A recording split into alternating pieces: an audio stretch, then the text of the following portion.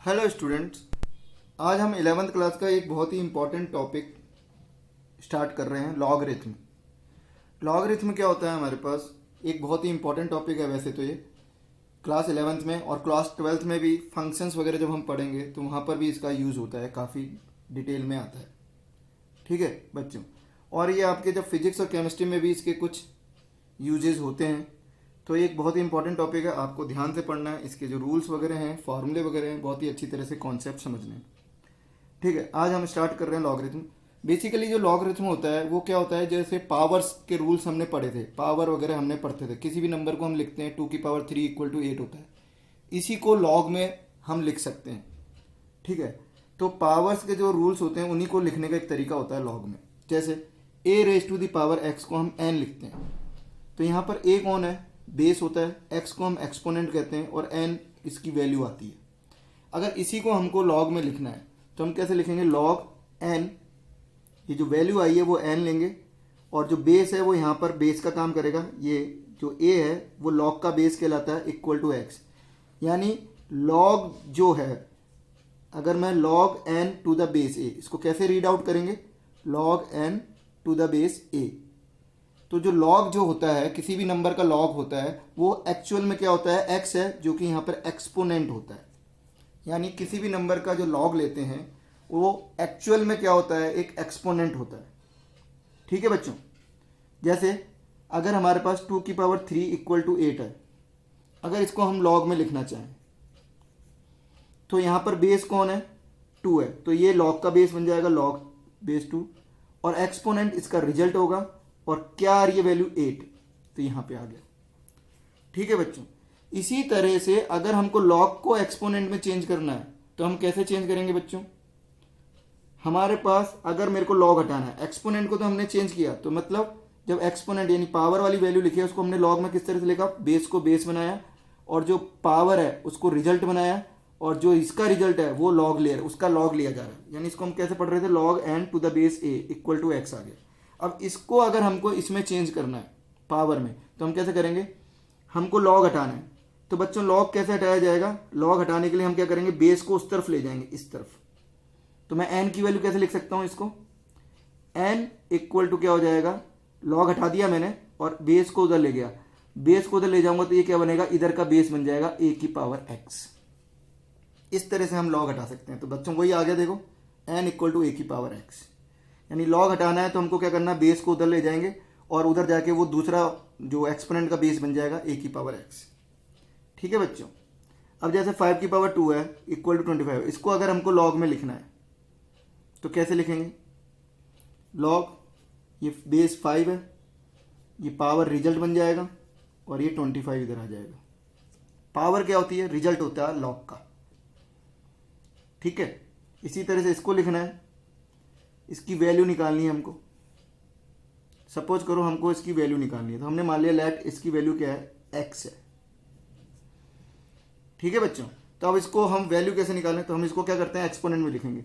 तो जैसे अभी मैंने बताया था, लॉग हटाते हैं तो a जो बेस है वो उस तरफ जाके बेस बन जाता है, तो लॉग हटा रहा हूं तो ये जो बेस है इधर जाके बेस बन जाएगा 7 की पावर x, और इधर क्या हो गया 49। ठीक है बच्चों, ये क्या बन गया 49। तो 7 की पावर क्या लें कि 49 आ जाए, तो बच्चों हम सब जानते हैं 2, यानी x की वैल्यू क्या हो गई 2। तो बच्चों इसकी वैल्यू क्या हो गई 2। अब बच्चों एक चीज का हमको हमेशा ध्यान रखना है कि लॉग कब डिफाइन होता है। ठीक है, मैं कुछ क्वेश्चंस अभी बाद में फिर करूंगा, लेकिन पहले हमको ये देखना है कि लॉग कब डिफाइन होता है।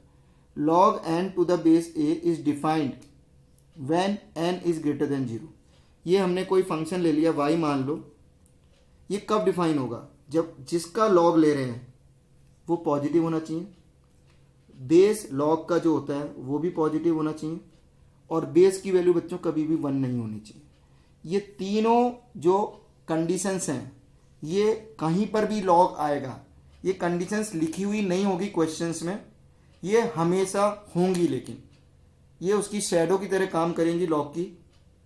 यानी क्वेश्चंस में कहीं पर भी लॉग आएगा आता है तो ये 3 कंडीशन हमको हमेशा फॉलो करनी है और हमको ध्यान रखनी है, और इन तीनों कंडीशन का हमको इंटरसेक्शन लेना होता है ये। ठीक है, अगर कुछ वैल्यू से अगर हमको कॉमन करके निकालनी है तो इनका इंटरसेक्शन लेंगे। यानी सीधा सीधा आपको क्या ध्यान रखना है, जिसका लॉग ले रहे हैं वो पॉजिटिव होना चाहिए, बेस पॉजिटिव होना चाहिए और बेस 1 नहीं होना चाहिए। ठीक है बच्चों, क्लियर।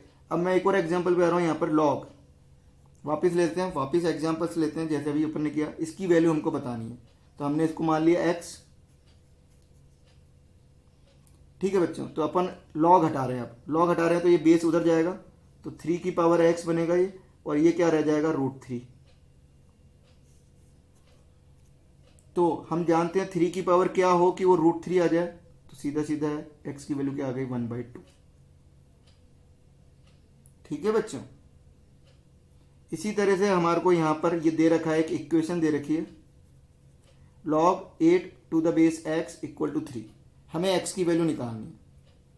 तो बच्चों हम क्या करें, या तो ऐसे पढ़े कि 3 किसकी पावर रखने पर, ये वैल्यू क्या होती है पावर, x की पावर 3 रखने पर 8 आना चाहिए, या लॉग हटाएं जैसे इधर हटा रहे थे। तो 8 है, मैं लॉग हटा रहा हूँ तो x उधर जाएगा और बेस बन जाएगा तो x की पावर 3। तो बच्चों यहाँ पर x³ = क्या आ गया 8 आ गया, तो x की वैल्यू क्या आ गई 2 आ गई। ठीक है बच्चों, इसी तरह से अगर हमारे पास ये इक्वेशन दे रखी है, हमको x की वैल्यू निकालनी, तो अगेन लॉग हटाऊंगा तो x = क्या हो जाएगा 3 की पावर 3। ये x लॉग हटा रहा हूँ, 3 वहाँ जाएगा तो 3 की पावर 3 वहाँ पे जाके बेस बनेगा, 3 की पावर 3 हो गया। ठीक है बच्चों, अब सपोज कीजिए हमारे पास कुछ इस तरह से दे रखा है कि log x + 3 base 2 = y कोई फंक्शन है या कोई एक्सप्रेशन है। तो ये एक्सप्रेशन कब डिफाइन होगा, यहाँ पे हमको निकालना है find x so that y is defined। ठीक है बच्चों, तो हम जानते हैं log कब डिफाइन होता है, जिसका log ले रहे हैं वो पॉजिटिव होना चाहिए n, यानी x + 3 बच्चों क्या होना चाहिए पॉजिटिव होना चाहिए, बेस पॉजिटिव होना चाहिए। तो यहाँ पर बेस क्या है बच्चों 2 है जो कि पॉजिटिव है ऑलरेडी, यानी सही है। बेस 1 नहीं होना चाहिए, यहाँ पर बेस 1 नहीं, यानी यहाँ पर एक ही कंडीशन यहाँ पर है, बाकी दोनों कंडीशन पहले से ही सेटिस्फाइड है। तो यहाँ पर क्या होना चाहिए x + 3 पॉजिटिव होना चाहिए, यानी x की किन वैल्यू के लिए लॉग डिफाइन होगा -3 से इन्फिनिट। ध्यान रहे 0 भी नहीं होना चाहिए, पॉजिटिव होना चाहिए। तो इसको हम कैसे लिख सकते हैं, x belongs to -3 to infinite, यानी अगर x की वैल्यू -3 से इन्फिनिट ओपन, -3 ओपन से इन्फिनिट ओपन तक अगर है तो ये एक्सप्रेशन डिफाइन होगा। इसी तरह से हमको यहाँ पर भी निकालना है find x so that it is defined. ये एक्सप्रेशन डिफाइन कब होगा, तो बच्चों क्या थी कंडीशन, x² - 3x + 2 क्या होना चाहिए पॉजिटिव, जिसका लॉग ले रहे हैं। a यानी बेस क्या होना चाहिए, यहाँ पर 3 है पॉजिटिव होना चाहिए जो कि ऑलरेडी पॉजिटिव है। बेस 1 नहीं होना चाहिए, 1 नहीं है, यानी ये बेस पर दोनों कंडीशन पहले ही फुलफिल हो रही हैं। हमें सिर्फ ये देखना है कि ये पॉजिटिव कब होगा, तो ये पॉजिटिव रखना है। तो बच्चों इसके फैक्टर कर लिए हमने, इसके फैक्टर हम जानते हैं क्या होते हैं, कर सकते हैं आराम से x - 1 x - 2, ये फैक्टर कर दिए बच्चों हमने। इसको नंबर लाइन पे हम सॉल्व करेंगे, वेवी कर्व से हमने पहले सीख चुके हैं। तो 1 और 2 > 0 है तो ओपन आएगा, साइन सिस्टम बनाएंगे बच्चों, यहाँ पर क्या आ जाएगा प्लस, 2 से बड़ा नंबर रख के देखेंगे, यहाँ माइनस, ये प्लस। ठीक है, वेवी कर्व से हमने इसको सॉल्व कर लिया। तो ये पॉजिटिव चाहिए, तो कहाँ कहाँ पॉजिटिव है, एक तो यहाँ और एक यहाँ। तो x की वैल्यू कहाँ से कहाँ आ गई बच्चों, -∞ से 1 यूनियन 2 से इन्फिनिट। तो ये इन x की वैल्यूज के लिए क्या होगा बच्चों डिफाइन होगा। सबको समझ में आ रहा है बच्चों। नेक्स्ट आते हैं, अगेन है हमारे को इसमें भी x की वैल्यू निकालनी है, find x so that this expression is defined. ये एक्सप्रेशन डिफाइन कब होगा ये हमें बताना है।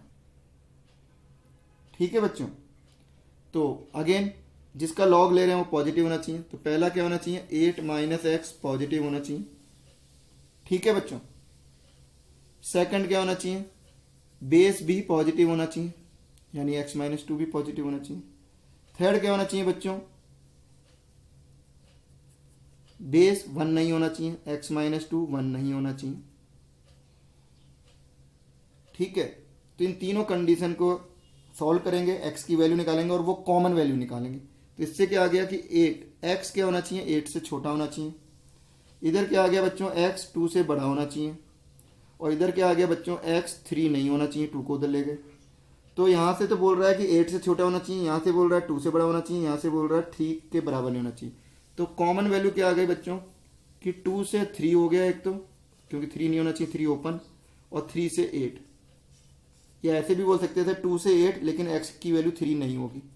तो ये इन x की वैल्यूज के लिए बच्चों क्या होगा, लॉग यहाँ पर डिफाइन होगा। समझ में आ रहा है बच्चों? इसी तरह से अगर हम ये वाला करें तो यहाँ पर ये लॉग इस पूरे एक्सप्रेशन का लिया गया है, तो ये वैल्यू क्या होनी चाहिए, पॉजिटिव होनी चाहिए। दूसरा, बेस पॉजिटिव होना चाहिए, ऑलरेडी पॉजिटिव है। बेस 1 नहीं होना चाहिए, यहाँ बेस 10 है तो 1 नहीं है, तो एक ही कंडीशन है। तो इसको अभी हम नंबर लाइन पे सॉल्व करें, 3 5। अब इस पर नंबर रख के, कैसे ओपन है, कैसे सॉल्व करते थे बच्चों, नंबर लाइन पर 5 से बड़ा नंबर रखते थे, 6 रखने पर रखा, x की वैल्यू 6 रखा, तो ये नेगेटिव आ रहा है, पॉजिटिव आ रहा है, तो ये नेगेटिव है। पावर क्या है, ऑड है,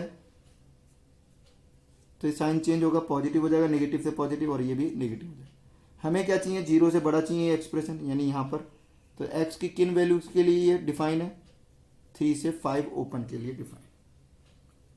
ठीक है बच्चों, तो ये हमारे पास लॉग कब डिफाइन होता है, इस तरह से हमको निकालना है। लॉग की डिफाइन होना कंपलसरी है, और ये 3 कंडीशन हमेशा उसको फॉलो करेंगे। ठीक है बच्चों, अब मैं बता रहा हूँ आपको प्रॉपर्टीज़। लॉग की कुछ प्रॉपर्टीज़ होती हैं जिसको हमें याद रखना है, इनके प्रूफ भी है। प्रूफ इतने इंपॉर्टेंट नहीं है, अगर प्रॉपर्टीज याद है तो हमसे क्वेश्चन सॉल्व हो जाएंगे। फिर भी मैं 1-2 के प्रूफ आपको कराऊंगा, आपको बाकियों के प्रूफ आपको अपने आप करने हैं।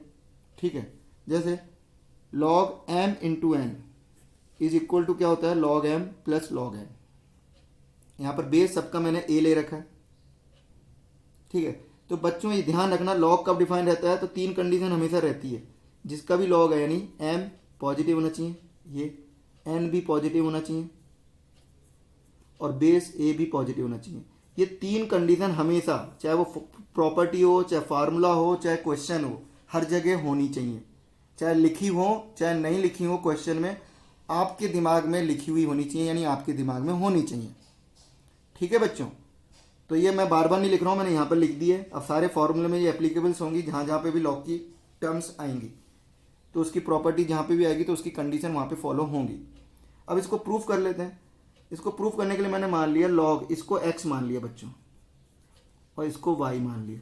Log m to the base a को मैंने x मान लिया, तो लॉग हटाऊंगा तो क्या होगा, m की वैल्यू क्या हो जाएगी, a उधर जाएगा, a की पावर x हो गया।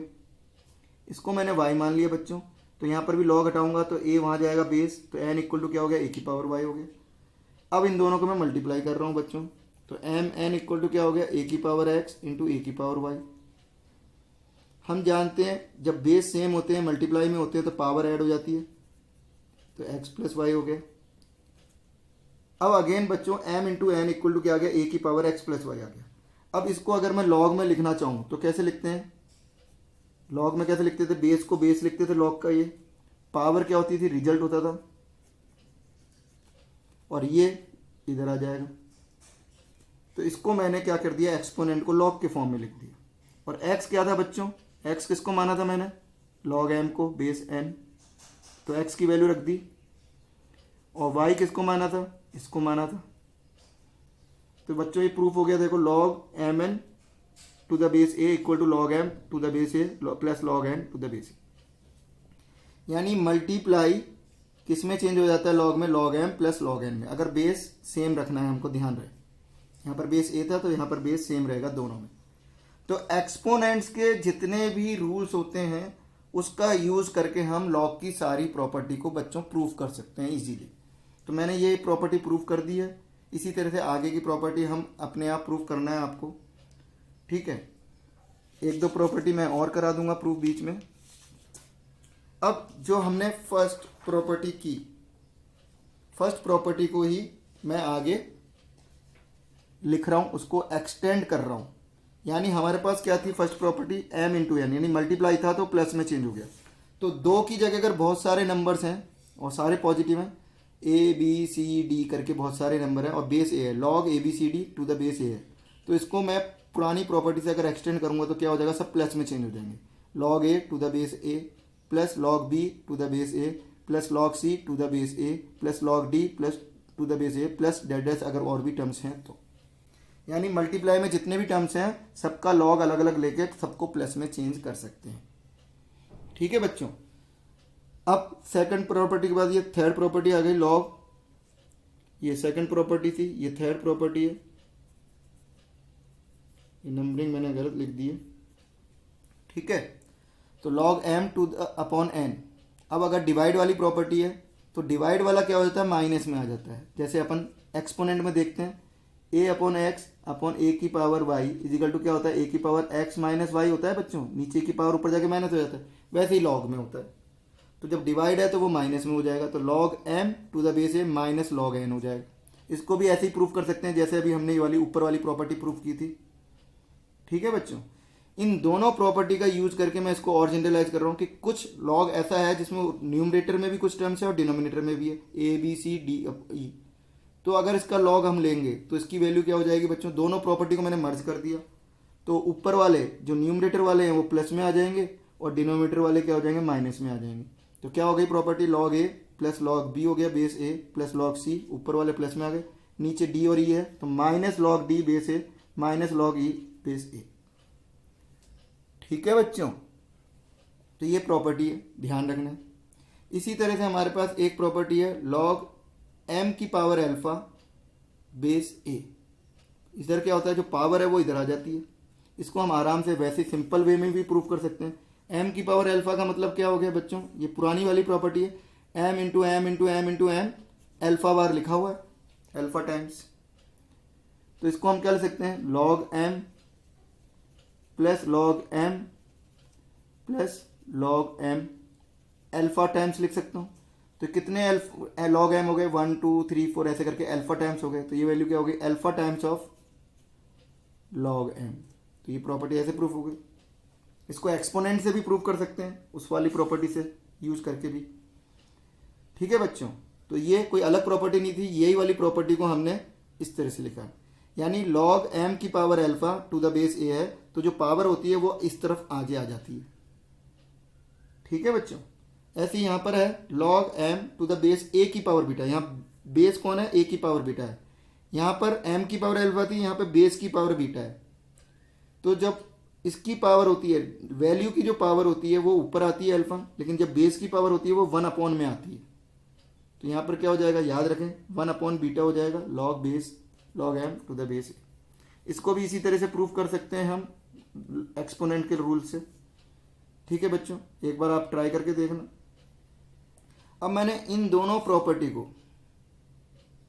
मर्ज कर रहा हूं बच्चों, 5th और 6th नंबर की प्रॉपर्टी को मर्ज कर रहा हूं। यानी हमारे पास लिखा है इसकी भी पावर अल्फा है और बेस की पावर बीटा है, तो ऊपर वाले की पावर ऊपर आएगी अल्फा, नीचे वाले की पावर नीचे आ जाएगी। तो alpha upon beta log M base A, ये अल्फा ऊपर आएगा और बेस की पावर बीटा है वो नीचे आएगी, तो अल्फा अपॉन बीटा हो जाएगा log M to the base A हो जाएगा। बच्चों समझ में आ रहा है ये? तो मैंने दोनों प्रॉपर्टी का मर्ज करके एक नई प्रॉपर्टी बना दी। तो ये फार्मूले हैं, ये हमारे काम आ सकते हैं, ध्यान रखना है। क्वेश्चंस में कैसे कैसे काम आएंगे मैं बताता जा रहा हूँ। अब नेक्स्ट प्रॉपर्टी होती है बच्चों हमारे पास लॉग 1 बेस कुछ भी हो लेकिन पॉजिटिव और 1 नहीं होना चाहिए, डिफाइन होना चाहिए, मतलब उसकी वैल्यू हमेशा 0 होती है। ठीक है बच्चों, इसको अगर कैसे प्रूव कर सकते हैं, अगर हम इसको एक्सपोनेंट के फॉर्म में लिखें तो क्या लिखेंगे, लॉग हटाऊंगा तो 1 लिखूंगा और ए यहाँ जाएगा तो ए की पावर 0। अगर ये पॉजिटिव नंबर है तो ए की पावर 0 1 है, किसी की भी पावर 0 हम जानते हैं 1 है। और लॉग कब डिफाइन होता है, जब ये पॉजिटिव हो और 1 नहीं हो। ठीक है बच्चों, ऐसे ही लॉग ए और बेस ए इक्वल टू 1 होता है, यानी ये दोनों वैल्यू अगर सेम है तो वैल्यू 1 हो जाती है, लेकिन दोनों वैल्यू सेम होनी चाहिए, लेकिन ध्यान रहे डिफाइन होना चाहिए लॉग, यानी ये पॉजिटिव होना चाहिए और बेस 1 नहीं होना चाहिए, ये पॉजिटिव होना चाहिए और 1 नहीं होना चाहिए। ये प्रॉपर्टी सारी तभी काम आएगी जब वो तीनों कंडीशन फॉलो होंगी बच्चों। तो लॉग ए बेस ए अगर ये दोनों वैल्यू सेम है और पॉजिटिव है और 1 नहीं है तो वैल्यू क्या हो जाती है, 1 होती है। ठीक है बच्चों, ऐसे ही ये है एक और प्रॉपर्टी है A raise to the power A log A raise to the power log M है बेस ए है, इसकी वैल्यू क्या होती है एम। एक्सपोनेंट और लॉग एक दूसरे के क्या होते हैं, करे उल्टे होते हैं। तो ये ए है बेस है, पावर का और इसमें लॉग का बेस ए है, तो ये एक दूसरे को क्या कर देते हैं, एक तरह से हटा देते हैं। एक तरह से हम याद करने के पर्पज से बोल सकते हैं कि कैंसिल कर देते हैं। अगर दोनों बेस सेम है तो ये ए की पावर में है बच्चों लॉग, तो वैल्यू क्या बचेगी, अगर दोनों एक दूसरे को कैंसिल करेंगे तो क्या बचेंगे, एम। तो याद करने के हिसाब से हम बोल सकते हैं कि कैंसिल कर सकते हैं, कर देते हैं, तो ये आ गया एम। ठीक है बच्चों, इसको भी हम आराम से प्रूफ कर सकते हैं वही एक्सपोनेंट के रूल से। नेक्स्ट है बच्चों, ये बहुत ही इंपॉर्टेंट प्रॉपर्टी है, ये बेस चेंज प्रॉपर्टी है। हमारे पास लॉग एम है टू द बेस है।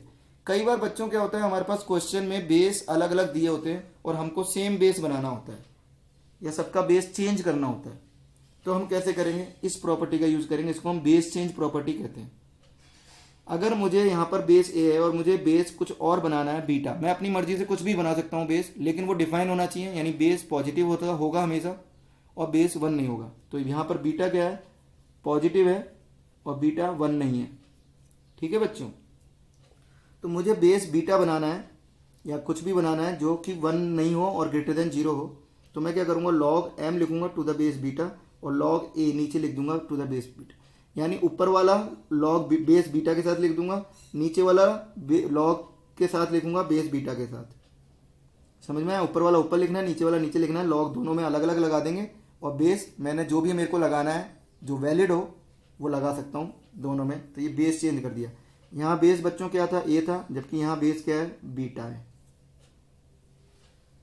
ठीक है बच्चों, तो ये प्रॉपर्टी कौन सी नंबर की थी अपने पास, इस हिसाब से आती जा रही है। क्लियर, ये 8 नंबर की प्रॉपर्टी थी, ये 9 हो गई, एक नंबर एक्स्ट्रा लिख दिया था अपन ने, ये 12 और ये 13 नंबर। इसी तरह से अगली 12 नंबर की प्रॉपर्टी आती है बच्चों, ये इसी से बनी है प्रॉपर्टी, ये वाली प्रॉपर्टी रेसिप्रोकल प्रॉपर्टी कहते हैं, यानी log M to the base A है। अगर मुझे इसको बेस बनाना है और इसको वैल्यू बनाना है तो 1 अपॉन में हो जाएगा, रेसिप्रोकल हो जाएगा। यानी यहाँ पर क्या हो गया, एम तो बेस बन गया और ये वो बन गया लॉग, जिसका लॉग ले रहे हैं, तो 1 upon log a to the base m, इसको रेसिप्रोकल प्रॉपर्टी कहते हैं। ये बच्चों इसी प्रॉपर्टी से आई है। कैसे आई है, मैंने इसका बेस एम बनाना है तो मैं लॉग, इसका प्रूफ मैं बता देता हूँ, मैं बेस एम बना देता हूँ यहाँ पर। तो एम बेस बनाना है तो ऊपर वाला एम ऊपर वाला लिख दिया, नीचे वाला जो ए है वो बेस एम के साथ ये ऐसे लिख दिया। ये वैल्यू हम जानते हैं बच्चों 1 होती है, अभी अपन ने देखा, तो इसलिए क्या हो गया 1 अपॉन ये आ गया, तो इसे रेसिप्रोकल प्रॉपर्टी आ गई। ठीक है बच्चों, तो ये 12th नंबर की प्रॉपर्टी है। ठीक इसी तरह से हमारे पास 13th नंबर की प्रॉपर्टी है। 13 नंबर की प्रॉपर्टी क्या आ जाएगी हमारे पास, ए की पावर में है बच्चों, ये ए की पावर में है, लॉग सी है टू द बेस ए है, और ये क्या है, सी की पावर में है, log a to the base b है। ठीक है बच्चों, तो इसको हमको क्या करना है, याद रखना है कि बराबर होते हैं। इसको भी हम आराम से प्रूव कर सकते हैं। तो याद करने का मैं तरीका आपको बता देता हूं जिससे आपको इजीली याद होए। ये बेस बी है इसमें लॉग में, तो यहां पर भी बेस बी है, हम ए और सी को इंटरचेंज कर सकते हैं बच्चों। यहां मैं सी इधर लिया है, ए इधर लिया है, इस तरह से आप याद रख सकते हैं। कई बार ये भी प्रॉपर्टी बहुत काम की है और यूज में आती है। ठीक है बच्चों, क्लियर सबको। तो ये सारी प्रॉपर्टी है, मैंने थोड़ा थोड़ा आपको एक्सप्लेन किया। आगे जब हम क्वेश्चंस करेंगे तो और एक्सप्लेनेशन इसका धीरे धीरे मैं बताता जाऊंगा, किस तरह से आपको याद करनी है, प्रॉपर्टी किस तरह से हमको यूज़ करनी है। ये सारी चीज़ें जब मैं एग्जांपल कराऊंगा तो और अच्छी तरह से क्लियर हो जाएगी। अभी आपको ये सारी प्रॉपर्टी याद रखनी है बहुत अच्छी तरह से। आप इन प्रॉपर्टीज़ को 2 बार लिख लें समझ समझ के और याद करने की कोशिश करें। अगले लेक्चर में मैं इनके ऊपर क्वेश्चंस कराऊंगा जिससे आपको इसका यूज़ करना आ जाएगा। ठीक है बच्चों, आज यहीं तक रखते हैं हम। ओके।